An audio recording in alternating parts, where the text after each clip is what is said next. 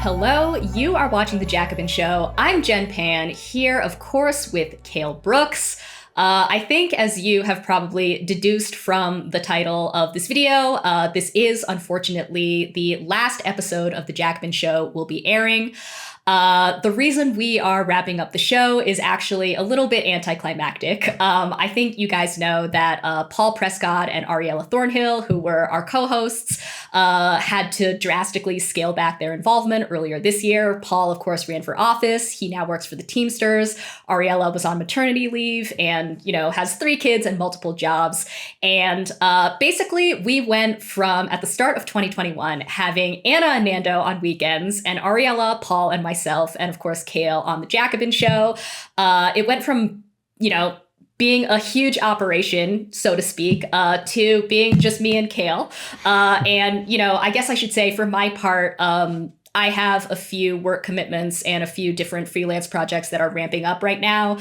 In particular, I am working on a book, which is going to be out spring 2024 from Verso. So you may be hearing more about that in the future at some point. Eyes on that. Eyes on that. But this is all to say that, it's crazy to think about this, but it's been almost 2 years since we started the Jacobin Show. Obviously, it has been totally an honor to get to do this. Because this is the last show, I will say, I will make a confession, which is that I actually don't really like being on camera that much, but I think getting to interview, people who I think are some of the smartest and most interesting people on the left has beyond made up for that. So, of course, I have to say thank you to everybody who has ever appeared on the Jacobin Show. It's been a total pleasure interviewing everybody. Obviously, I want to thank, Bhaskar, Ramike, and Jacobin for having faith in this project from day one and kind of letting us do our thing. Of course, thank you to the viewers, anybody who has ever watched one of our shows. And of course, thank you, especially to the YouTube members. Without you guys, we wouldn't have been able to do this for 2 years. And of course, I have to thank none other than my friend Young Cale, who I think you all know has been the producer and editor behind every episode that we've done of Jacobin and of The Weekend Show. And I should also say, we've worked closely together throughout this entire process, brainstorming. So, Cale's really been kind of my partner in class reductionist crime since day one. So thanks, Cale. It's been my pleasure, my utter pleasure from the beginning to the end. By the way, I also want to say I've known Bhaskar for a long time, and I've kind of been in the Jacobin orbit for a while, as a writer. But the reason why I got involved in the first place with the video stuff is because one day Cale, who I didn't know very well at the time, texted me and was like, "Would you like to interview Walter Ben Michaels?" And the rest is history, right? Yeah, catnip for you. That was an easy get. Right? Yeah. Yeah. Wait.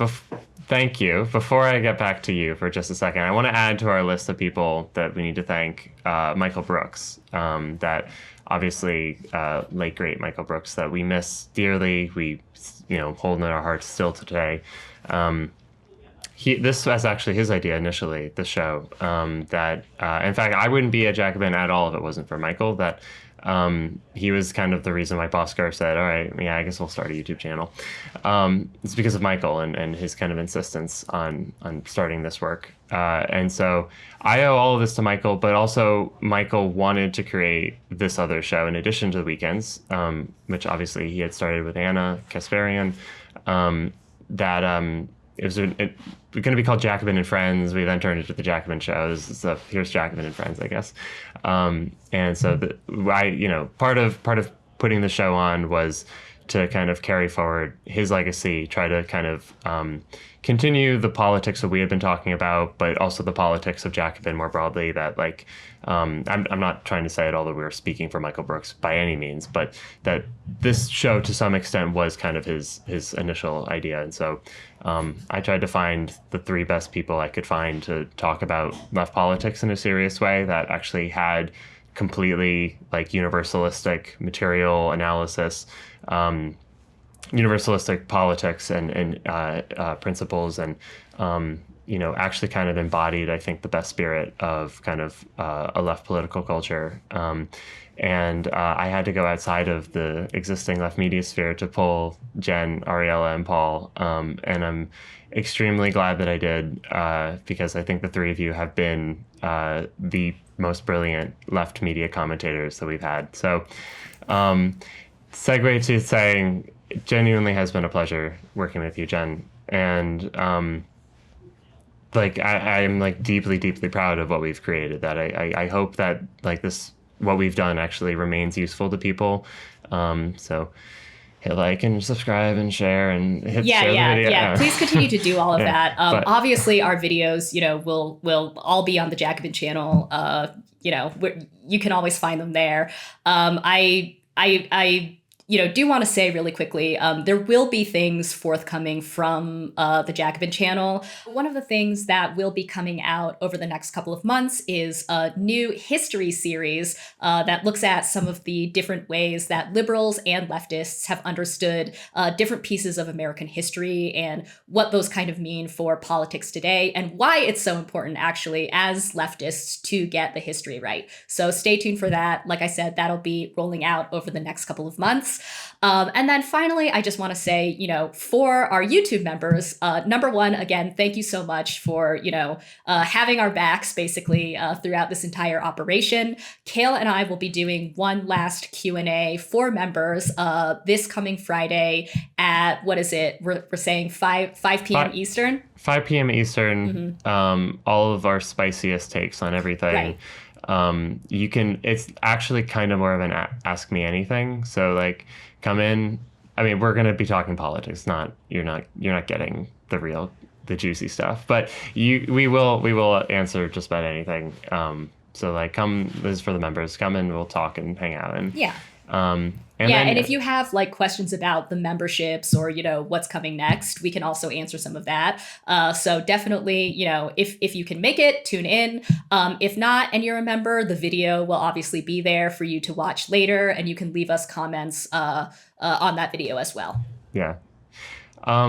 Well, so I guess we'll just get to the show. But last thing is just, thanks again, and love you all. And very, very proud of the show, and I hope you guys enjoyed it as much as I did, at least, which was a lot, just so you know.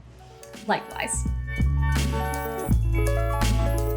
All right, so I am now joined by Jane McAlevey. She is, of course, a labor organizer, a senior policy fellow at UC Berkeley's Labor Center, and the author of many books, including Raising Expectations and Raising Hell, No Shortcuts, and A Collective Bargain. And actually, we have just gotten news that Jane is going to have a new book out early next year called Rules to Win By: Power and Participation in Union Negotiations. She has unveiled the title for the first time here on the Jacobin Show. We're pleased to see her as always. Jane, great to have you on again. Really nice to see you, Jen. It's always good to be here. So, there's a lot to catch up on. I think the last time you were on the Jacobin Show, the first Starbucks location had just voted to unionize. We're a year out from Striketober of 2021. Obviously, a lot has happened, but I think, we always want to have you on because part of your perspective is that there are things that should have happened that maybe didn't, right? So maybe start just by talking about your impressions from this last year, from Striketober 2021 till now. What exactly are the dynamics and trends that you think are most important for us to be paying attention to right now? Oh, it's such a good question. And you're right. Literally, there's like a bazillion things since the last time I saw you. Though I think a place to start is to say, I'm not sure that at the end of the day, they change the fundamentals of what I think or believe about the fundamentals of the work. So that's a bit of an opening salvo. I'd say a few things. One, obviously an exciting time in the sense of tons of energy, right, of Yeah. workers forming unions. I mean, unmitigated joy with every single headline about every victory, every new turf that's being, whether it's REI, Apple, all the stuff is really exciting. And it's not just domestic, I should say, right? Because I work so much around the world right now.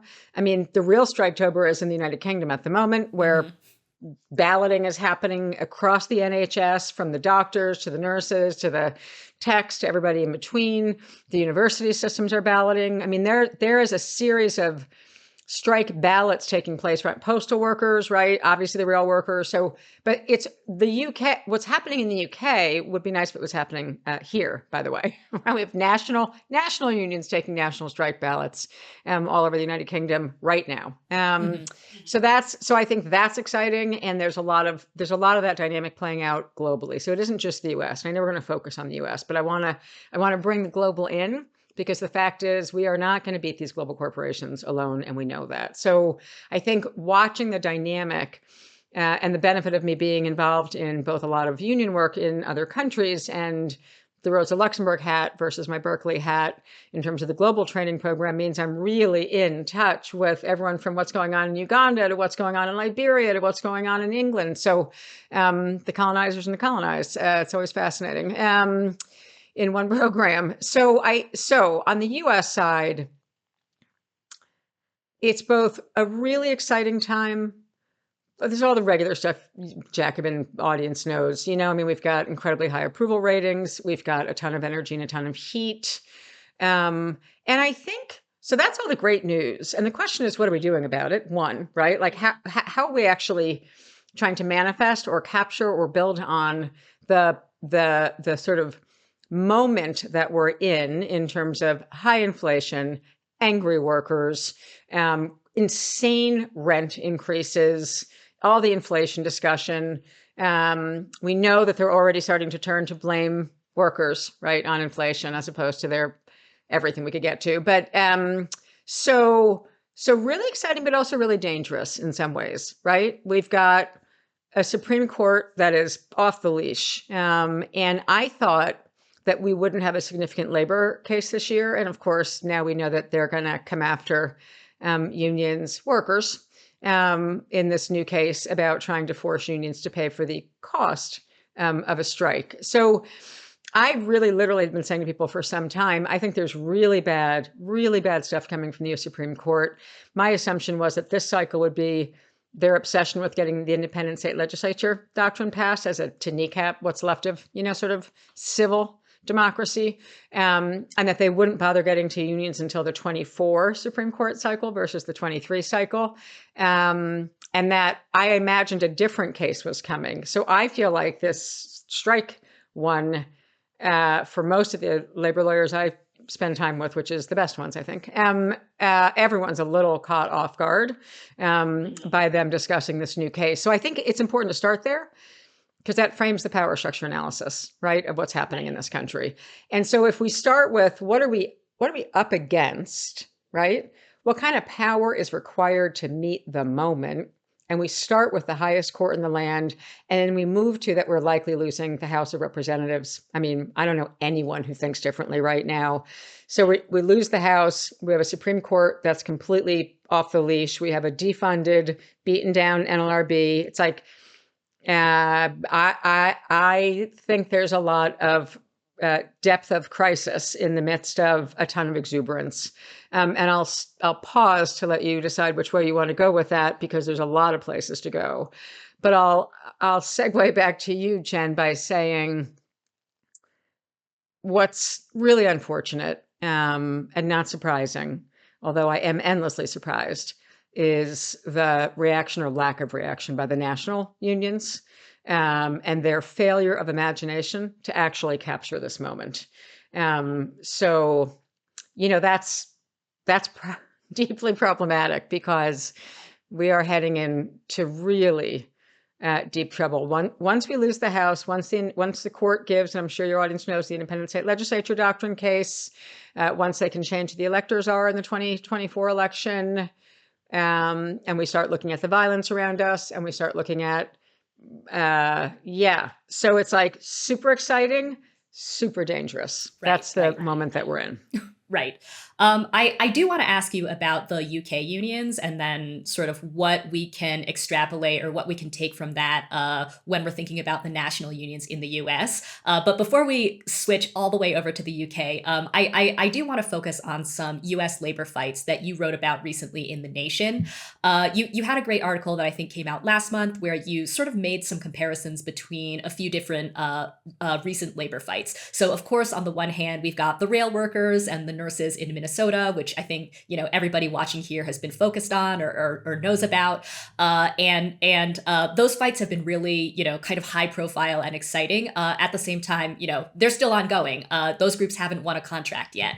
Now, you also talk about in your piece, Seattle teachers and I think Pennsylvania nursing home workers who were successful and who have won contracts. So maybe talk a little bit about the sort of differences in these fights and why they have kind of come to different outcomes and what we can take from, looking at like these discrete labor fights together.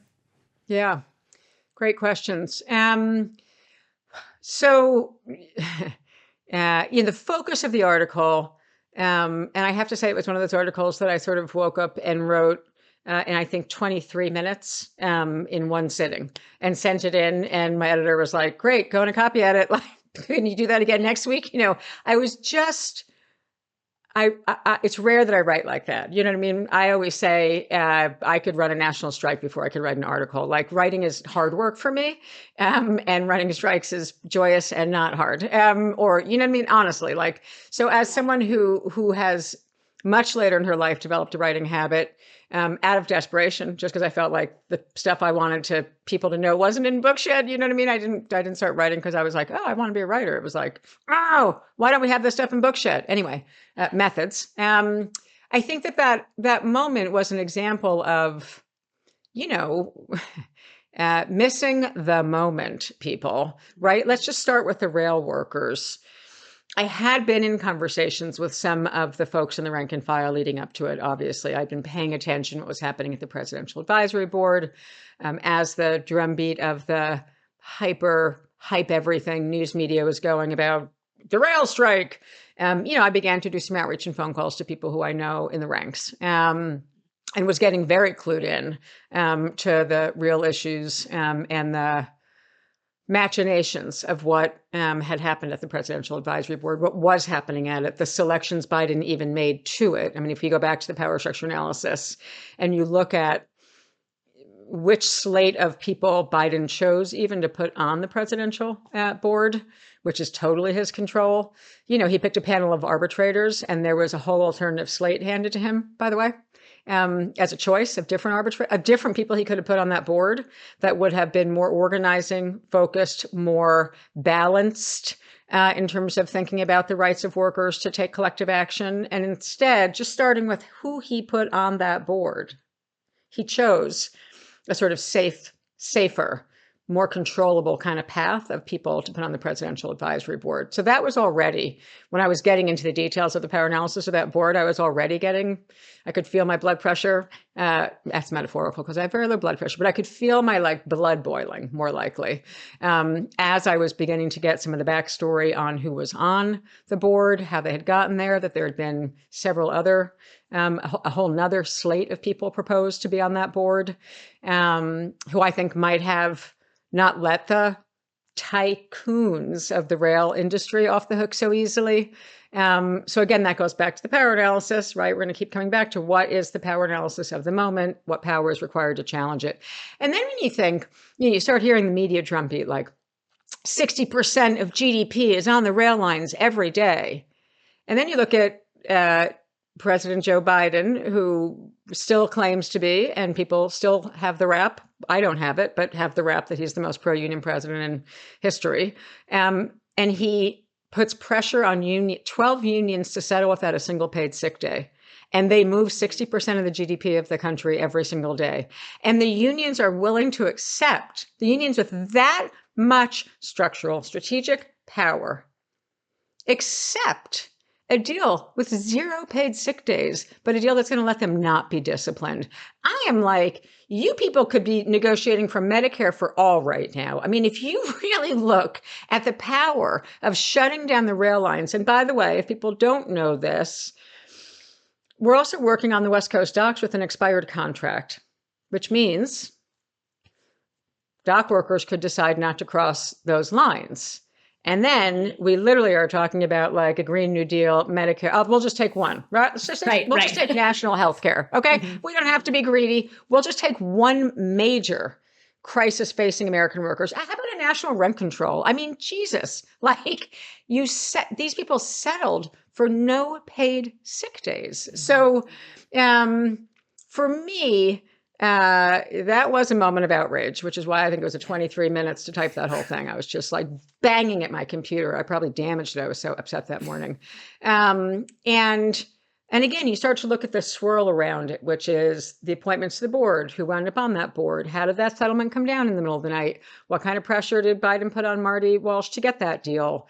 And how is it that we can literally be in a place where we're calling the president the most pro-union president ever, which, by the way, I want to say semantically should mean the most pro-worker president, right? Because I don't even like the word union. It's like, what are you doing for the working class?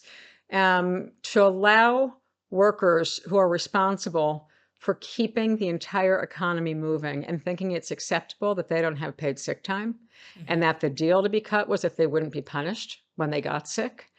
Made me sick as an organizer to my stomach. And then I think on the Minnesota nurses and some others, I sort of feel like everything we're doing right now should be seen as a structure test of sorts for the power that's going to be required to not go even seriously further backwards when we lose control of the House of Representatives and when the Supreme Court makes a series of decisions that set us back even farther. I'm looking at by January of 2025. By January of 2025, the question I've been walking around asking people for the last few weeks, and so I'm going to ask it of your audience to think about, is it's January 6th or the equivalent date, and it's 2025. Where are you? What have you done to prepare for this moment? And what are you prepared to do? Because when I ask that question to people right now, I'm getting deer in the headlights back from most people. And so I'm writing an article now that basically is going to be called that, I believe, because I don't think we're focusing enough on where we're going very quickly. And so if you think about the stakes and the odds for the working class, and then you think about people who have probably more strategic leverage than any other group of workers, they need to be leading brilliant settlements, not caving for unacceptable, inexcusable settlements. And so in Minnesota, what I tried to write about was, what I was hearing from the ranks again there, right? Talked to a lot of people in Minnesota fairly often, including from that union. And I will just say that there was and is frustration about the lead up to the strike and the strike preparation. And of course, I got heavily criticized by some people for pointing that out, and super sorry. Like, we have democracy on the line, folks. And it's ugly out there. And so to me, every single thing we do is like a dress rehearsal for a really serious crisis that's in front of us. And I don't accept at this point that sort of the more independent unions should be as ill-prepared heading into a kind of action that's going to require really serious power. I mean, we're always going to come back to the power discussion. So I think that's what I was. I had a sense of like being ill from watching what was settled for by some of the most powerful workers in the country. Yeah, I mean, and I think that is kind of a perfect segue to talking about the UK, right? Because as you had alluded to earlier, in the UK, we're seeing a lot of very exciting labor activity. I think it's fair to say that the labor movement over there has really gone on the offensive at the national level. We have been watching the campaign "Enough is Enough," which is push back against inflation and austerity.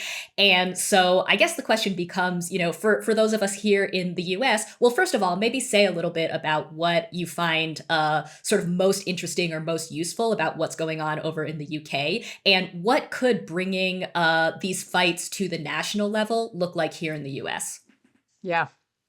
Good. And of course, I forgot to talk about Pennsylvania nursing homes in Seattle. By the way, the preparation was much better, and so they won. So let's just come back to Yeah. that. Come to strike prep, strike win, right? Organizing. Right. Okay. So that's all I had to say about that compared to the other two that I was writing about. So in the United Kingdom, I mean, I think that there's several things that are different. One is they've always had, just starting with the rail workers, right? I mean, the UK has always had a sort of really militant, the primary rail workers union has long been a very militant union that, unlike the 12 in the US, apparently really understands their power. And they use it, and they've used it a lot. And that's now led to this new repressive kind of not quite anti-strike, but right, the new law that they've just passed in the UK. I mean, the UK is, the Tories are sort of racing, with this country for the disruption of everything. So I think that there's my experience working in the UK. I work with a lot of unions in the UK, and they have been really heavy participants, a bunch of them, in the global online training program that I help lead for the last, since the pandemic.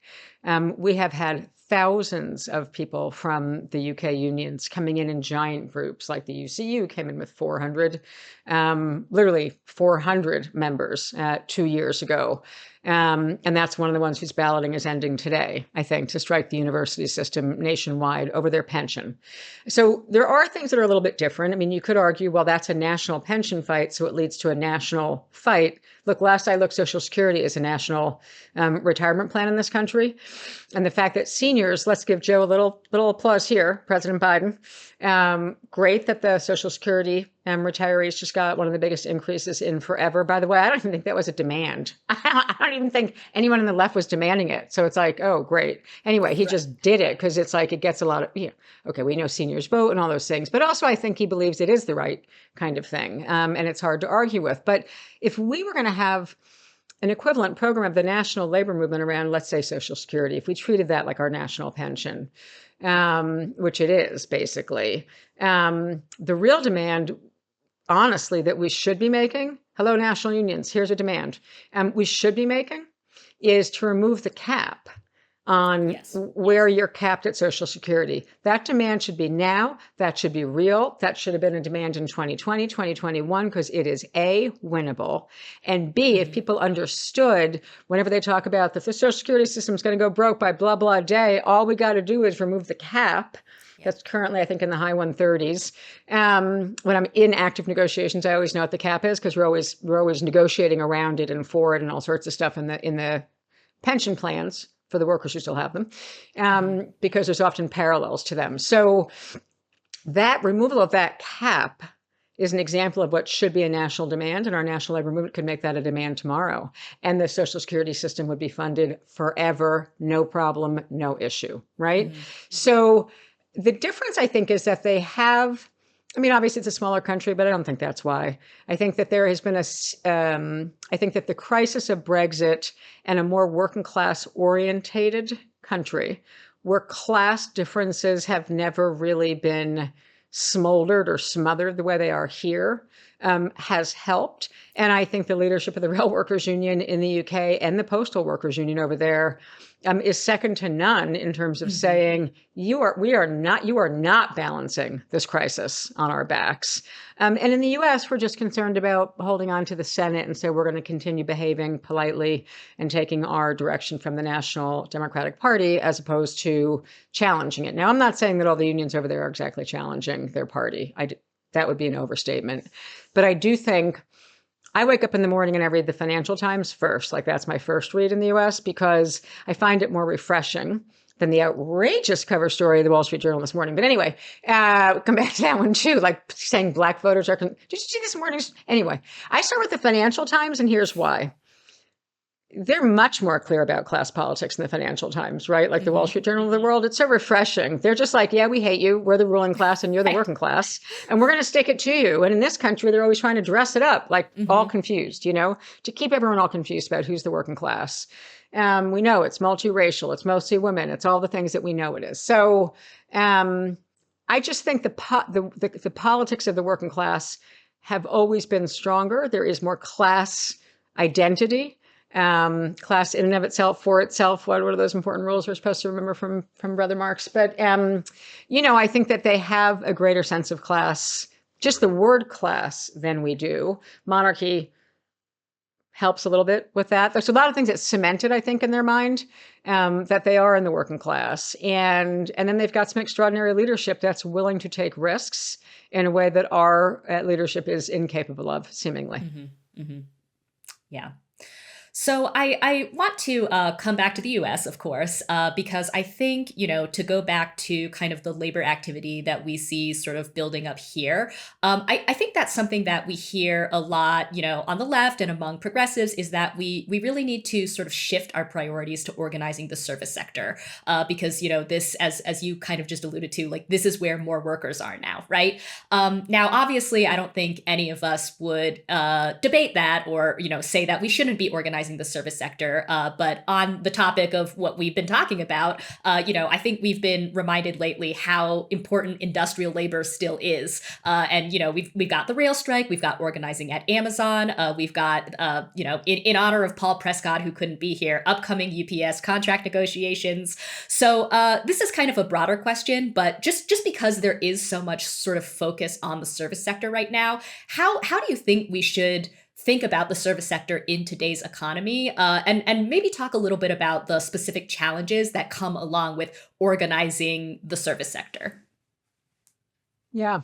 I mean, and there's subsets within the service sector, right? So the burgeoning energy right now that we're seeing at sort of the retail side, that is the service sector, but it's sort of like that new energy is really in the retail side of the service sector. And that is a little bit different than we've seen in the past. When I think of the service sector, I think most commonly about the two that I've spent my life in, right, which is education and healthcare, the kind of what I call the mission-driven, you know, part of the service sector. No one's gone into those fields to get rich, but they would like to be able to do their job well, right? Yes. So that's the defining line of the fight, and make sure that their concurrent communities have access, right, to education and healthcare, right, both things. So mission-driven on all sides of that part of the service sector. Then there's hotel. You look at the hotel sort of sector. And, you know, if we had more unions like Unite here, we would be in better shape. Having had Unite here 26 Boston strike as the subject of a course we were teaching on Saturday in the Rosa Luxemburg School, it was just reminding me of like, we do sectoral bargaining when we have built power. And that union has built power and lined up their contracts. It's Pennsylvania nursing home story too, right? This stuff is not rocket science. You line up your contracts, you build power across an industry, and you basically have sectoral bargaining from the bottom up. So the Pennsylvania settlement spoke to that, and the 2018 extraordinary settlement by Local 26 in Boston also spoke to that. So the people who are sort of like, we can't do sectoral bargaining until we have labor law reform, you know, that's just right, like shift to the neck. It makes me crazy. So when I think about the sectors, I think a few things. One is we have never paid enough attention to one of the most important sectors, which is the building and construction trades. Like if you were making a to-do list, right? Like major strategic sector. And I think for a lot of reasons is not even usually in the discussion that we're in. So that's one super strategic sector that could bring a lot of power. But just because the sector is strategic and the workers inside of it are considered more strategic, and when I say strategic, it just means they can cause hella disruption, right? You shut down the construction trades, you cause massive disruption. Obviously, you shut down the rail lines, you know, and the ports, and you are talking about major power. So I have lived in and mostly written about sort of life and organizing among women and women of color in the service sector because it's just where I cut my teeth. And so therefore I can speak the most to it. I think one, we should be organizing any place there's heat. That's just period. Yes. The question though is what are we doing with it? And how can workers, and then there's sort of logistics, right? We could break all these subcategories down. They all matter. Every sector matters. Some sectors matter more than others in terms of strategic power. And what happens when you pull the strike lever? That's how I gauge strategic and how I write about it in No Shortcuts and everywhere is like, what happens when you shut it down? And so it's not to diminish, alternative power, but I think we can see already, I'm stating something that I think is obvious, but often not stated. Mm-hmm. There's a real difference between a coffee shop with 20 or 30 people in it shutting down, and an Amazon warehouse, or the rail lines, or an entire education system of 900 schools in Los Angeles, or a hospital system being forced to pay for replacement workers at top dollar in a massive open-ended strike. I mean, we can just start to calibrate the different levels of power. It doesn't mean we're valuing one group of workers over another as human beings or as individuals. We're talking power and strategy here, right? And what's required for all of them is, I think at this point I'm almost writing off that the national unions will actually figure this out with the exception of the few who have long figured it out, right? And we hope that that's going to be the Teamsters. They've shown us in the past they could certainly do it. We know Unite Here can do it.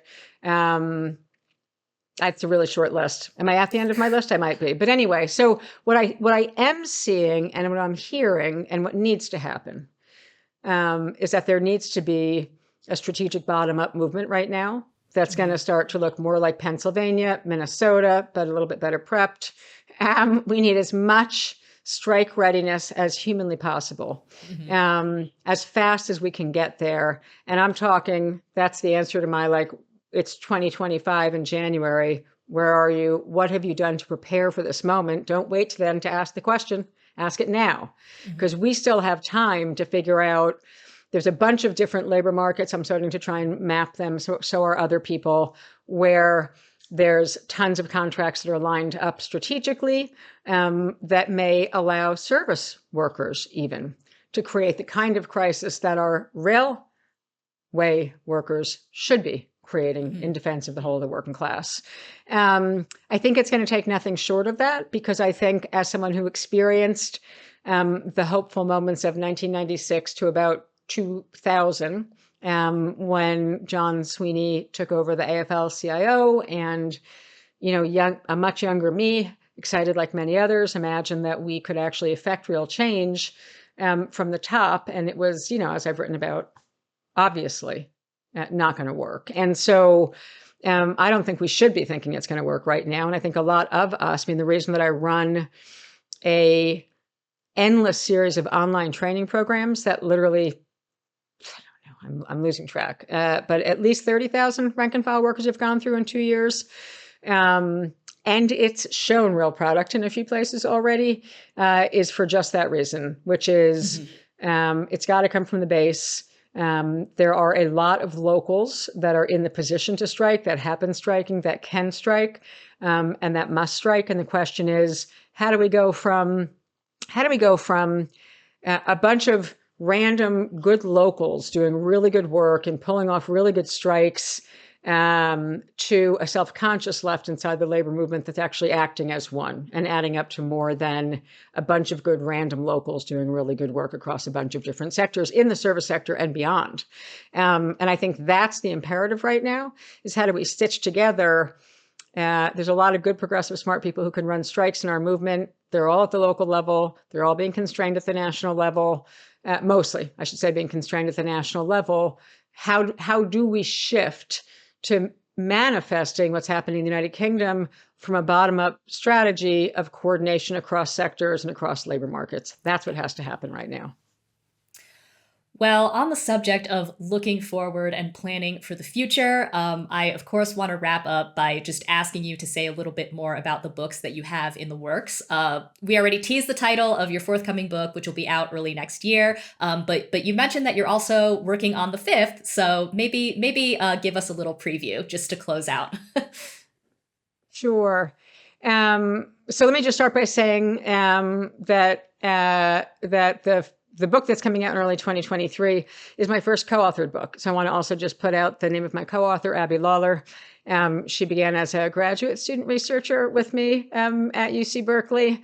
And as of today, actually just passed her bar, I believe, and is now a lawyer. And she had worked at Unite here. I mean, I just got, I went out looking for like a perfect graduate student. That's one of the many beautiful things about working at connected to UC Berkeley. Found her, got her, and it's just been the easiest collaboration I could imagine in terms of churning out a book together. What was a report, and then I went back to Oxford and said, "Hey, people are a little annoyed that this isn't a book. Can we?" They basically said, "Yeah, you got to add a lot more." So we've added a lot. So there's several, basically half as much coming out in the book as there was in what preceded it, which was the Turning the Tables report at Berkeley. I go considerably deeper in some of the chapters on the mechanics, because what a lot of people said is it's great to read the case studies. It's great to have the sort of philosophical goal. We don't really understand all the steps, and you kind of went a little bit fast through that in one, in the Einstein case study. So there's a very lengthy chapter coming out that's like a step-by-step of how do a group of workers transform their union from closed and top down to open and bottom up. And there's some focus on Europe and more engagement with the debate about sectoral bargaining, as I was just talking about, because we brought the German the Berlin hospital worker strike into it and have a huge case study to show how you can also expand and do this under sectoral bargaining in Germany, in the country that people look to as having the strongest labor laws, where they're getting stepped on left, right, and center too. So, when 30,000 workers struck a year ago, this time there was a 30,000, it was the biggest hospital strike in German history. And I had been working very closely for 2.5 years with those workers, had flown right, as soon as we got the vaccines, had flown right back into Germany for what's called the Strike Delegate Conference 2 summers ago, right? So in the lead up to the strike, worked really closely with the workers across the 2 big systems and 11 hospitals that struck Berlin for 31 days. Across, by the way, nurses, hear this again, labor movement, nurses, non-nurses, and contracted out workers. I mean, there were so many radical components to that strike that were really unprecedented in Germany, both how many workers participated actively in the negotiations process, and that they had never, ever brought the workers in an industrial approach together on lineup. So that was several years of work to get ready for that strike. So that comes out in the new book. And then the book 5, is finally going to be the book I've been really wanting to write ever since I realized I could write, even though I'd rather be on strike, which is going to be a book on power, period. It picks up on where there's 2 diagrams that I feel like took a lot out of me to figure out how to make, literally, and there's a bunch of academics, if they hear this, will laugh at me because I needed so much help to learn to make what was called a 2x2 chart in academia. But anyway, I finally did. And those charts and their shortcuts are the chart called Power Required and then Power Available. And essentially book 5 leaps off from those 2 charts.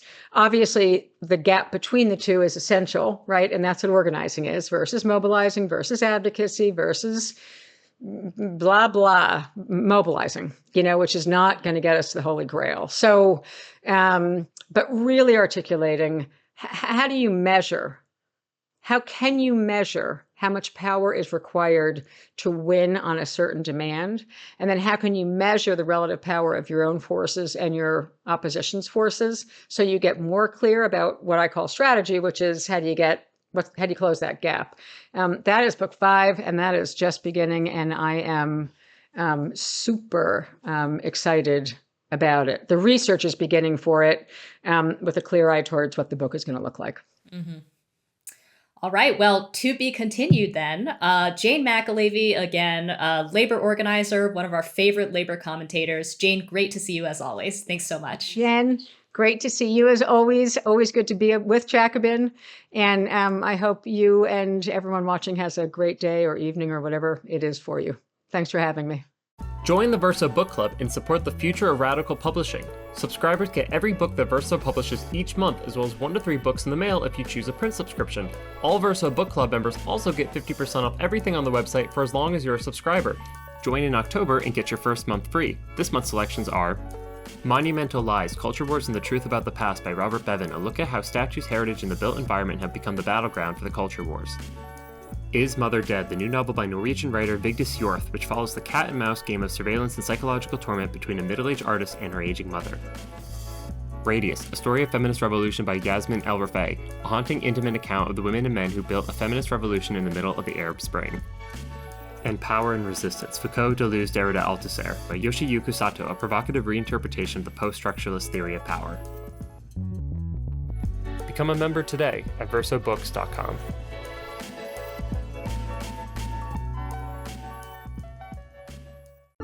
Zoned Out is a podcast that examines the capitalist city and attempts to imagine how the socialist city could replace it. Hosted by Rin, urban planner and person who has a last name but really values privacy, she does deep dives into various facets of urban geography, planning, and economics in this monthly podcast. You can listen to the show wherever you listen to podcasts and learn more at zonedoutpodcast.neocities.org. All right. Well, I am here, of course, with none other than Paul Prescod and Ariella Thornhill. Obviously, the last Jacobin Show had to get the gang all back together. Guys, how are you? This is bittersweet, Glad to be here, but sad that it's the end for now. But yeah. I don't think we've all been on screen together for like over a year. So I'm just really excited to see you both. Obviously, I talked to you both outside the show, but welcome back. It's good to be back. We'll just be doing this offline. This isn't going to stop in our lives. But people won't be able to see it. This will be our joint OnlyFans project. Right. Yeah. So please sign up. No. All right. So I thought for our last show, we could maybe talk a little bit about some of the themes that have come up throughout the duration of the show and kind of like try to tie it all up together, and also talk about how we can actually build a healthy and functioning left, because I think a big focus of the show kind of from day one has been to look at what's going wrong, right? And maybe try to think about like how we can do things better and how things can go right. So to kick off, I want to ask you two about this idea of a new working class. And what I mean is, I think you guys have probably seen this. I think it's become pretty popular among progressives to point out that the working class is more than just white men in hard hats, right? Like I hear this line a lot. I'll throw a couple of examples on screen. The most recent piece I saw to this effect was in the Baffler magazine, and the title of the piece was Redefining the Working Class Beyond White Men in Hard Hats. So we've been hearing this line over and over again, and I want to talk about it because I think on the one hand, it's like, okay, sure, like we would all agree the working class consists of more than just white men in hard hats. It is very diverse. Women, of course, are 50%, if not more, of the working class.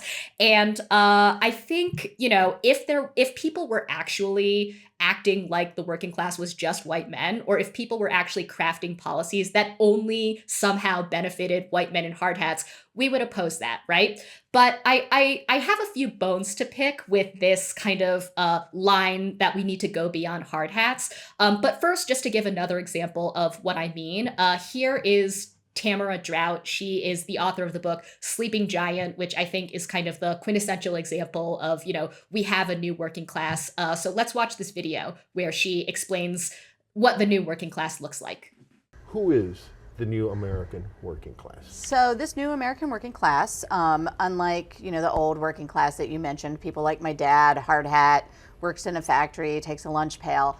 The new working class is largely employed in service or caring jobs. So they're home health aides, they're janitors, they're retail workers, they're fast food workers. It's a new working class focused on serving and caring, and then there's also been a demographic shift, which I think is really important to understanding some of the invisibility that has happened. Today's working class is much more female, and it's much more racially diverse. And that is especially true if you look at the youngest members of the new working class. Those 25 to 34, nearly half of this working class are people of color. All right, so the new working class, I, of course, want to get your guys' thoughts on the emergence of this so-called new working class. But first, I just want to say that, one reason why I'm not really crazy about this sort of formulation of the new working class is I think obviously it is true that manufacturing jobs have been disappearing and the service sector and, care work are sectors that are expanding. But I think when we talk about the new working class, sometimes it can sort of sidestep the question of how we got here in the first place, right? I think a lot of people who talk about the disappearance of manufacturing jobs sort of treat industrialization at best as something that has already happened, that we can't ever reverse, and that we just need to move on from manufacturing and kind of look to these new economies. And at worst, I feel like people treat deindustrialization as like, again, a natural or sort of magical process that just kind of happened over time because of changes in technology or in the economy. And I don't think that that's the correct way to understand deindustrialization. Deindustrialization was the result of a set of policy choices, put forward by the bipartisan neoliberal political class that basically amounted to a full-scale assault on the working class, on working class people of all races. And so I just want to start there, but I'll turn it over to you guys. Paul, maybe you wanna talk a little bit about the new working class. Yeah, maybe I'll start on the demographic point, because one thing that's kind of interesting, you hear on the one hand one line pushed by people who maybe they self-identify as woke. Let's just say that who will be like, workers of color, women. They've always been the backbone of work in this country. They've all, they're the people who've been doing the work in this society, which is actually, largely true. But that doesn't really fit with then the other line that like the new working class is actually more diverse. It's sort of like, well, these workers have actually always been there.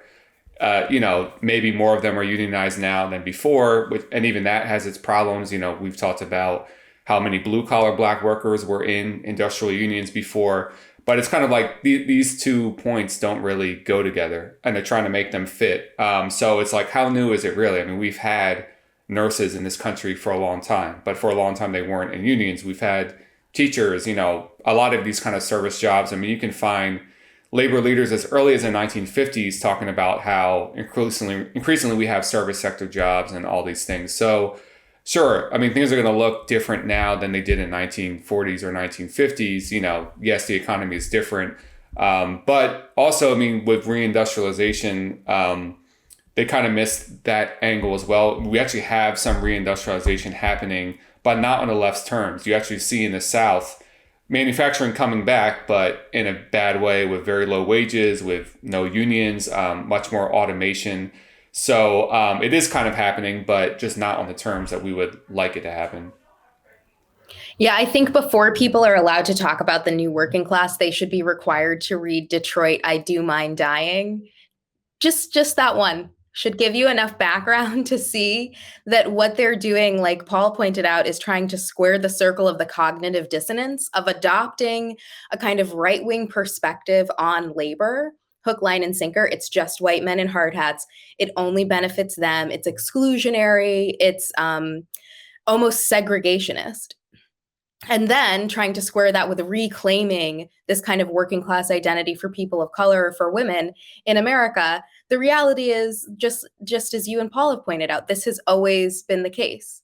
The working class has always been across, race, gender, every sector, because it is a working class movement. Labor history in America is about united movements of people working together because they share a common interest because of their class position. And that key bit seems to be responsible for the cognitive dissonance with all of these people, is that they can't see the unified goals of that class because they fundamentally can't view the working class in American history. Oh, can I say one more thing too is, the statistic I always love to trot out is about, today, statistically, Black workers are the most likely to be in unions. And second is Hispanic workers. And I'm sure some people might hear that and try to say, well, look, that proves that, this is the new working class. But I think you will find, if you look at the data, those unionized workers are actually more in the in sectors that have been union for a long time, whether it's public sector or manufacturing jobs that still exist in some of the older industrial unions. So, I don't want people to get away with that trick of trying to say, well, look, that statistic shows that we have a new working class. Well, those are the kind of older industries where you'll find that data in. Yeah. Yeah, I think I just want to wrap up by saying, obviously on one hand, it sounds sort of progressive, or Paul, you used the word woke, to be like, we have to go beyond white men in hard hats, right? But I want to point out, because I think that we're seeing a lot more of this now, neoliberal Democrats have basically successfully latched themselves onto this line of, we need to go beyond white men in hard hats to push policies that undermine infrastructure and what little manufacturing we have left that would benefit the entire working class, regardless of race, in order to trumpet the, triumphs of free trade or whatever. So I remember, when Biden and the Democrats were kind of trying to fashion the infrastructure bill, I remember reading a quote in the Washington Post that read, "Some people close to the White House said they feel that the emphasis on major physical infrastructure investments reflects a dated nostalgia for a kind of white working class male worker." Paul, your favorite person, Joyanne Reed from MSNBC, of course, last year called the infrastructure bill a white guy employment program.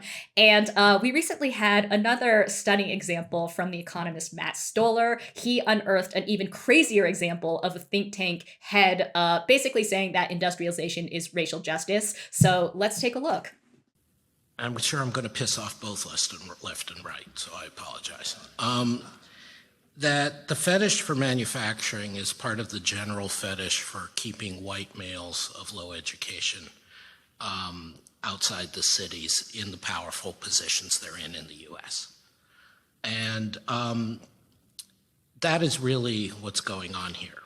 Because when you look at the costs of manufacturing, and Susan Hausman and her co-authors have done a lot, not of manufacturing, of trade, and job displacement and community. Susan Hausman and her co-authors have done a lot of work on this, and I'm sure she'll have a different view than I do. But when I look at the so-called costs of the China shock or the costs of the decline in manufacturing, I always think compared to what? For decades, there was enormous displacement of African Americans in this economy. Every time there was a recession, African American unemployment rates shot up much faster and higher than white unemployment rates. Single women were methodically excluded from the workforce, and especially if they became parents, or ghettoed in particular sets of jobs throughout the economy well through the 70s into the 80s. Displacements on large scales would happen when technology or trade broke through, like all the secretaries who got replaced by personal computers and other forms of office automation, excuse me. And these kinds of churn, as the economists put it, never were decried. They never got political attention. They never got much notice. But when it started being the white male manufacturing people in the so-called heartland, which by definition was not urban, then suddenly this was a crisis. All right. Of course, have to hand it over to Paul again, who I know agrees 100% with the with Adam. Yeah. He was right that he was going to piss us off. He got that part right. Well, where to even start with this? I would suggest he read, really all our listeners, but a great book called All Labor Has Dignity, which is a collection of speeches Martin Luther King Jr. made with various unions throughout his life, late 50s, early 60s. And one thing that's pretty striking is he's already talking about automation and displacement and how particularly bad this was going to be for Black workers. So there were, people in the civil rights movement already raising this as an issue well before, how it was going to affect all workers, especially workers of color. Also, I wasn't conscious during this era, but during the era of NAFTA, there was a lot of pushback. Labor was not happy about that. They were lobbying against that. I don't know, the argument just doesn't square that. Labor was definitely always concerned about this kind of displacement. And it's just hard for me also to think, I forget the term he used about these workers in positions of power, to think about, when we had the Kellogg strike last year or 2 years ago, one of the plants was in a rural part of Pennsylvania. And I went out there and talking to the workers about their schedules, how they're working 60, 80 hours a week, things like that. It's just hard for me to think of them as these great positions of power that they're in right now. So there's a lot you could say about that quote. Yeah.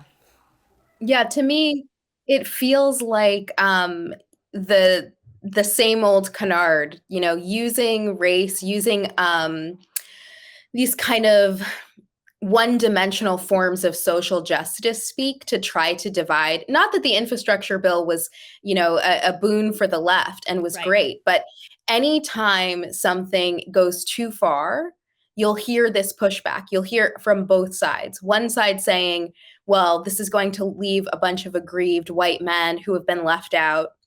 And the other side saying, well, this is going to leave a bunch of aggrieved people of color and women who have been left out, over and over and over and over, to distract from the real issue at hand. And it's really deeply cynical, and I think we're going to see it more. The more gains can be made for regular working class people, the more we're going to hear. But what about X? What about Y? This is going to be, this is only getting attention because it's focusing on white men. It's just for white men. The working class is just white men, so you can't do anything for the working class.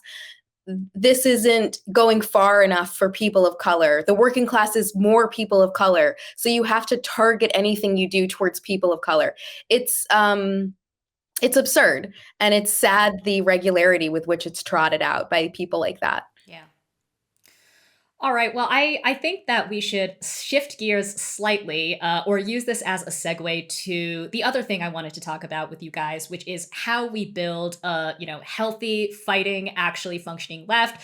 Obviously, a very big question, which we're not going to solve in the next 5 minutes. But I think that it's a good way to wind down the show. And I want to say, for my part, I think when I'm sort of trying to think through this question of like, how do we build a healthy and functioning left? There are sort of two components that I think we have to focus on. I mean, there are probably more, but the two big ones that come to mind are, number one, how do we build a healthy left intellectual culture? And that's kind of been the focus of, this show. Obviously, we're on YouTube. So we're trying to engage with ideas of some sort. And then the other component, obviously, is how do we build a healthy organizing culture? And I think that the two are, of course, feed into each other and are deeply related. But just to start with the question of building like a healthy left intellectual culture, for me, there's a lot that we could say, but for me, it really comes down to two things. Number one, I think that we have to foster a kind of majoritarian spirit and culture. And by that, I mean, we need to unite around a broad, actually very simple program of universal economic demands, to go back to what you were alluding to, Ariella. We need Medicare for all, jobs for all, college for all. Bread and butter issues. I think related to that is we have to stop fetishizing the idea of marginality, and we have to reject vanguardism and what Mark Rudd, who's a former Weather Underground member, calls the politics of transgression. So that's like doing stuff like burning American flags. I don't think that people on the left are really doing this as much anymore, but I think that They're too what? Yeah, exactly. American flags right, exactly. What with inflation? Like those flags don't come cheap. But this is just to say that like I think that I honestly feel like we have to move away from kind of trying to take extreme or like the most radical position in the room. Like I think that things that sometimes bubble up on the left, like the idea of abolishing the family or whatever, are like total non-starters for me. So I'll say that, about the first point, this kind of spirit of majoritarianism that I think we have to cultivate. And then the other thing, and I'm very curious to hear your guys' thoughts on this, I think that we have to be anti-triumphalist. And what I mean is I think that the left, I understand this. I think that people on the left really want to claim victories wherever they can. And I think sometimes that can be good. But I was just noticing, in 2019, there were a lot of kind of remembrances of the 1999 battle in Seattle, the protests against the World Trade Organization. And a lot of the kind of like retrospectives that I was reading were like, we won. Like people were like, the battle in Seattle was great. Like this was, this was like an expression of like the anti-globalist left at its best. And it's like, have you seen trade deals since 1999? I just don't think that we should claim that as a victory. I don't think it does us any good to be like, oh, we won, or like, like we're doing amazing, sweetie, And again, we saw this in 2020, which was the 10-year anniversary of Occupy Wall Street. And like, as someone who was interested in and involved in Occupy Wall Street, like I do have some, I do have sort of a soft spot for Occupy Wall Street, but I think it's really important to be clear-eyed about what it did not achieve. So I'll just say that when it comes to, this trying to push back on some of the triumphalism. But I'm curious to hear what you guys think, because I know that some people have a kind of different take where they're like, well, we need to celebrate our wins where we have them. We don't want people to get demoralized. So anyway, maybe Ariella, I know you have all the answers. A resident demoralizer. Yeah. I'll take it. I'll ask our resident demoralizer, how do we build a better left? So I think you're right. I think there's a few dynamics going on to unpack. And without getting too abstract, I think that we have a crisis of sort of social life and public space. And for a lot of people, the left becomes more than an organizing space. Let's say there's like a kind of overarching parasocial element to it that means a lot more than just what the strategy is. So I think we need to like recognize that internally. I think that we are living in a society where people are deeply alienated. And for a long time, nobody was talking about the real issues that people face. It was always, well, it's your own fault. And the left has adopted some of those tendencies. But it means that the spaces in which we're organizing take on a lot of that social meaning and value, and there's so much pressure, and it can raise the stakes. And you see this over and over and over again when you have people infighting and fighting on social media. And that's not just the left. People go where they feel like politics happens. And the heart of politics is, the kind of democratic arguments and alliances that we get into when we speak to each other. So it's taking on a lot. And I think that that's why we have to do exactly what your first point was. We have to zoom out. We have to say, what is our strategy? How do we get there? And then, parse the way that we are relating in terms of that strategy. Because it's great to have social relationships and friendships and all kinds of things with people you're organizing with. But at the end of the day, you have to have a real strategic vision. And I think that's something that gets lost in the weeds and can get lost in a lot of the sort of interpersonal dynamics or sectarianism that the left is rife with. And it's rife with that because we need social connection as human beings.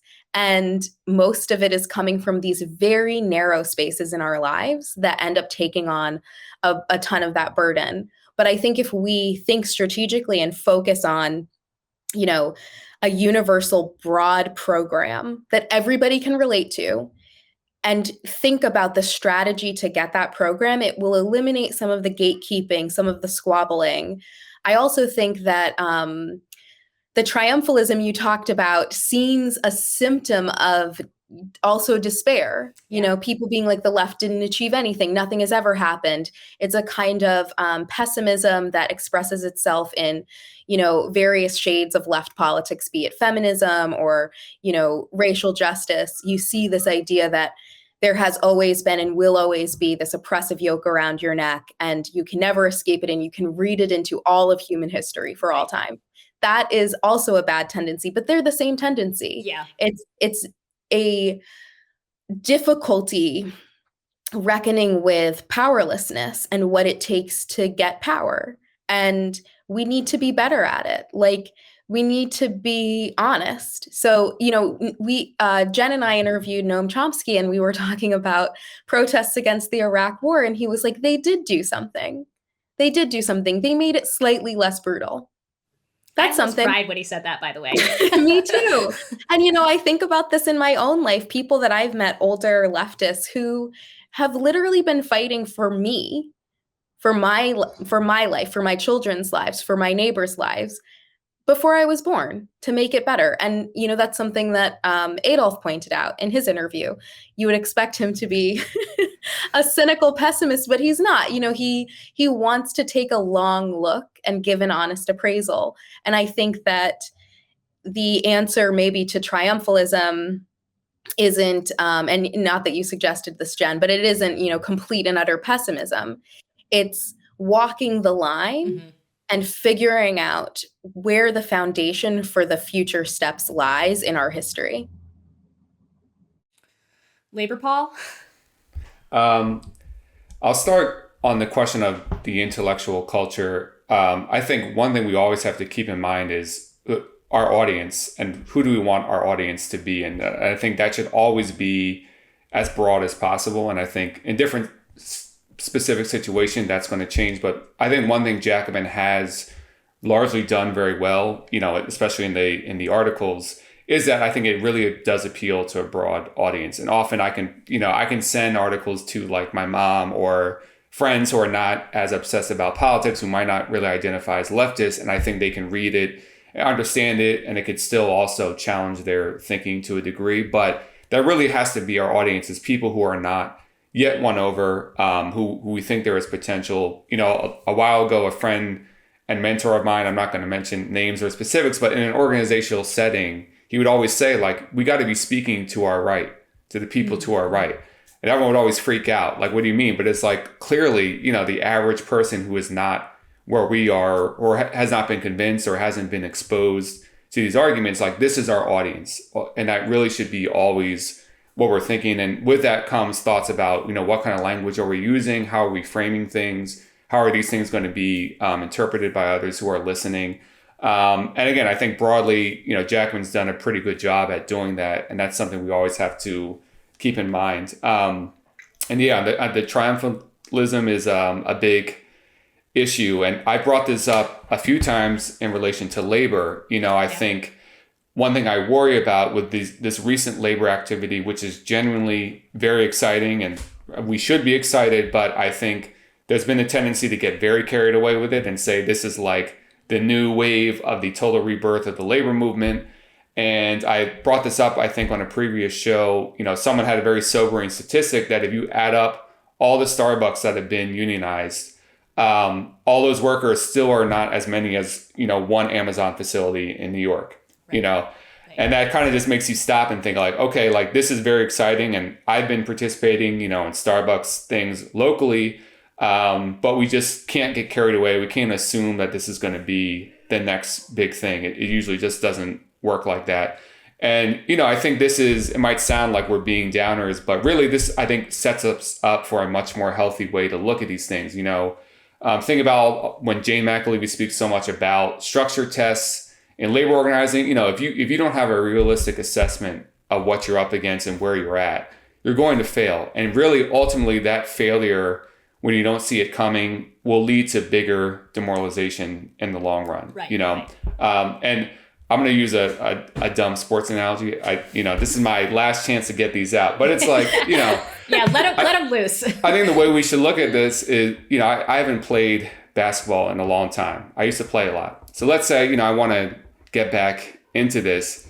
If I go into my first game thinking like, I'm going to score 45 points, I'm going to get 15 rebounds, that's obviously not going to happen. All right. And then I'm just setting myself up for disappointment. But if I go in there knowing situation and saying, I'm going to get a few points, I'm going to help out, I'm going to try not to like faint because I haven't exercised that much, and that just sets you up to have a good idea of what you're trying to achieve, and I think will help sustain people in the long run, as opposed to thinking, well, the general strike was supposed to happen, why didn't it happen? Right. Now I'm sad. I think that's not a healthy culture to deal with. Yeah. Paul, I also have to ask you about where you see the most promise for building a healthy organizing culture. And obviously the reason I'm asking you is because I think, as everybody watching knows, you are a longtime member of Philly DSA. You also ran a campaign, you ran for office. So what can you say about, like, just from your experience, what seems to work best and what kind of doesn't seem to work? And I think this is really interesting, not just because you ran for office, but this is the last show, so let's put it all out here. Correct me if I'm wrong, but you were part of the leadership of Philly DSA at a time when I feel like there was kind of some controversy, right? Like the class reductionists rule Philly DSA with an iron fist. Yeah. What do you have to say for yourself? Well, first, like, just broadly, healthy areas I think that's how you framed it. Places to organize. Shocker, I'm going to start with labor. And, part of why I'm saying this is, because it forces you, this is not a self-selecting area of organizing. You're not organizing with people who have already identified as a socialist or blah, blah, blah. You're organizing people based on their position, and it forces you to do things like finding the common ground, to be able to move forward. So I think that's a healthy environment to start with, where you're forced by those constraints to make broad appeals and to build relationships across differences and things like that. So I think that's always going to be fertile ground. And that is what is so exciting about these recent labor actions. And I think the fact that you're seeing more and more that DSAers are, involved in this to some degree. And I think this is where they can learn really great organizing skills that, one would hope they can bring back into DSA to create a healthier environment. I just think anything that forces you to make a broad appeal and to organize across difference. And the other thing I've mentioned a lot before is like state level ballot initiatives, which really force you to answer a yes or no, like, should we tax the rich or not? And, your audience is the entire state basically. And, you've seen some interesting results, like in Arizona where they passed one to tax the rich, to fund public education. Some of those people voting yes were also who voted for Donald Trump. We know in Florida, some of those people voting for $15 minimum wage also voted for Donald Trump. And so that ballot initiative is setting up an environment where you can talk to these people who you might not ever have been talking to before, or might not have a reason to, on the basis of a shared platform. So I think that general organizing culture is what we should be striving for. And for, Philly DSA specifically, maybe I should write a book about that. But yeah, stay tuned for that. I'm partisan in this one, but I think despite kind of the controversy that was really kind of overblown, as opposed to what was really going on internally. And I think someone from the outside would get an impression that was very different than an average member. But I think we did have this pretty healthy organizing culture because we put ourselves in a position to be building ties with different kinds of people who don't normally intersect with the left. Probably the biggest example was labor. Again, a lot of times people who did not identify as socialists, whatever, but they knew whatever DSA thinks, like, they're with me on this issue, they're supporting us, I'm going to work with them.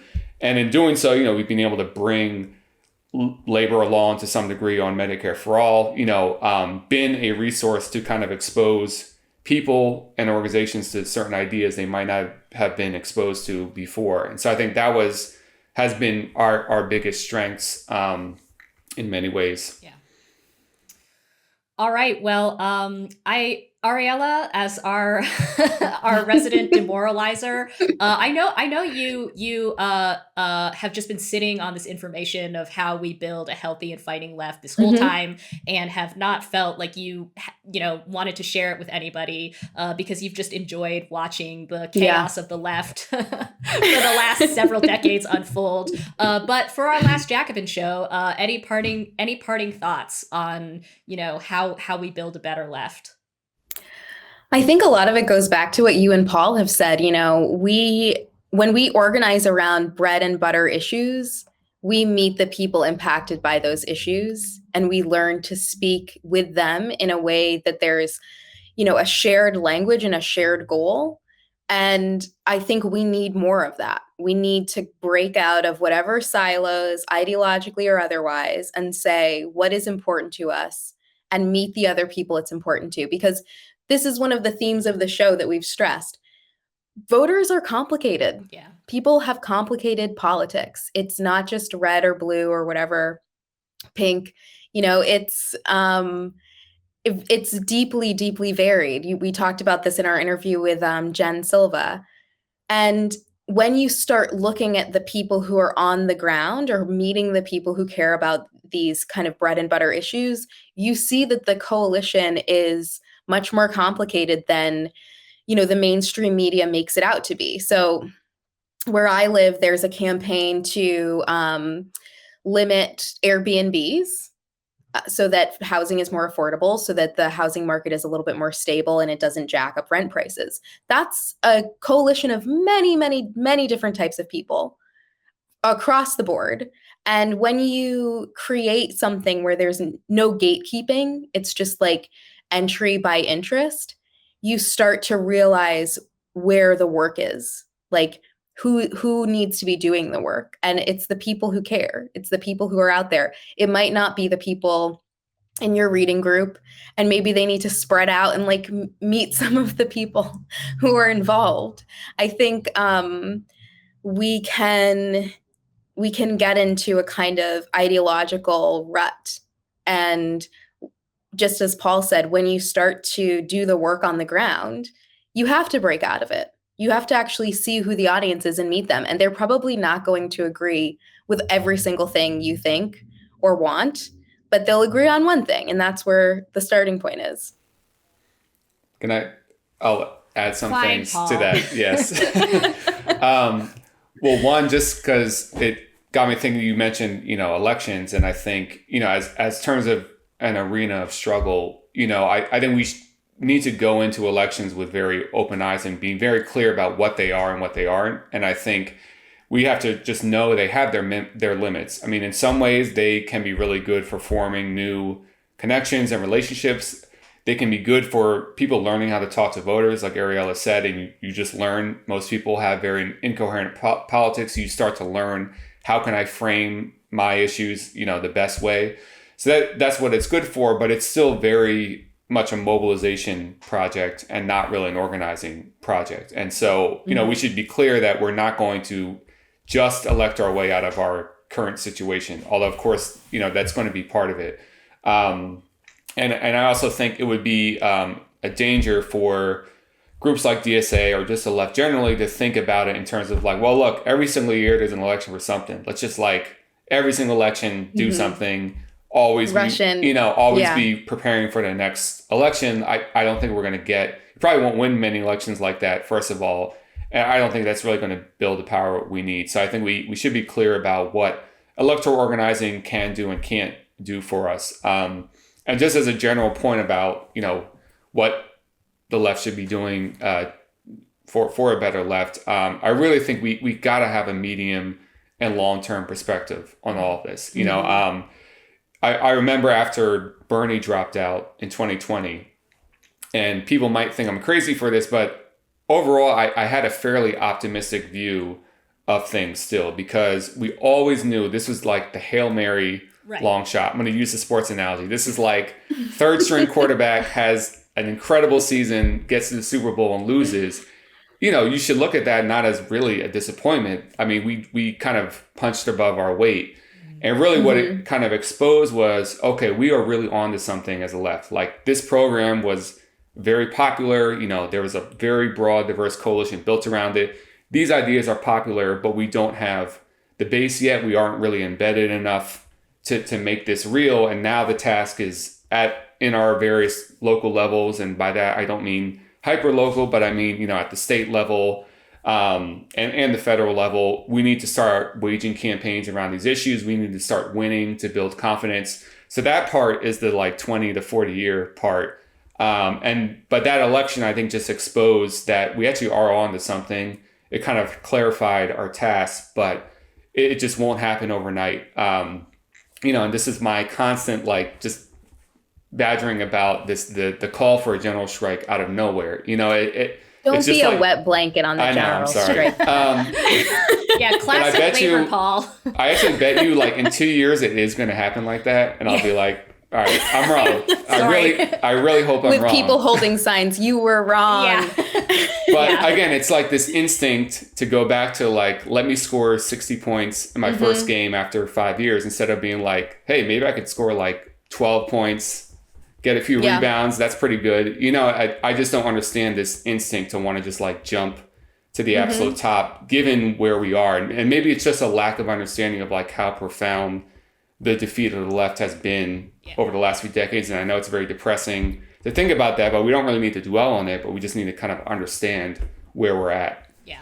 I think it goes back to what you said about triumphalism, Jen, because what you get is a sincere but dishonest appraisal of what and how we won. Yeah. Like, there are real big wins. I'm glad that there's no child labor. You know, I'm glad for a weekend. Yeah. With the record show, Overtime is Yeah.